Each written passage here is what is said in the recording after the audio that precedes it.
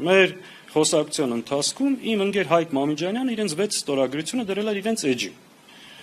Եվ իմ հայտարարությունից հետո գնաց խոսակցություն, շատ կարևոր դետալ է սա, որ Հայաստան խմբակցության պատգամավորները ոչ բոլորն են համաձայն իմպիչմենտի գործընթացին, որովհետև որոշները կաշկանդված են ինչ-որ քրեական գործերով։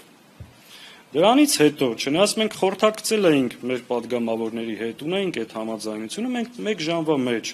հրավիրել ենք մեր պատգամավորներին ստեղ, ստորագրել ենք, ընդ որում բոլոր ստորագրողներին ասել ենք, որ Դավիթ Համբարձումյանով անվստահություն հանձնելու գործընթացի համար ստորագրել են, հրապարակել են, որպեսզի այդ խոսակցությունները եւս փակենք եւ ասել ենք, քանի որ նաեւ հայտնի չի երբ այս գործընթացը սկսում, հրապարակային կա, մի կենտրոնացեք մեր վրա, եկեք մենք էլ ձեր հետ աշխատենք պակասող ստորագրությունները բերելու համար։ Դրանից ինչ ենք արժանացել։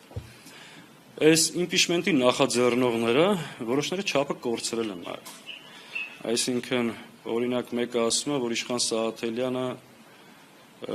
հրապարակել է այդ ստորագրությունները, ինչ որ համեմատություն անում, ինչի դիմադրության ժամանակ մենք մեր ընտանիքի կամ ստորագրությունները կամ ֆոտոները նկարում հրապարակում ենք, կամ ինչ է նշանակում այն ձևակերպումները, որ տալիս են Հայաստան խմբակցության պատգամավորներին, ու ես արդեն շատ կոնկրետ այդտեղ հարցադրումներ կա, այս ասածների պատասխանը այլևս մենք ումից ենք ուզելու։ Արդյոք մեր գործընկերները այս մակարդակով եւ այս ձևով են խոսում մեր հետ, շանտաժի այս լեզվով եւ արդյոք ամենակարևորը, այսինքն այս մթնոլորտով ու այս իրավիճակով ենք ուզում այս գործընթացը հաջողի ու նման կերպ ենք մոտենում,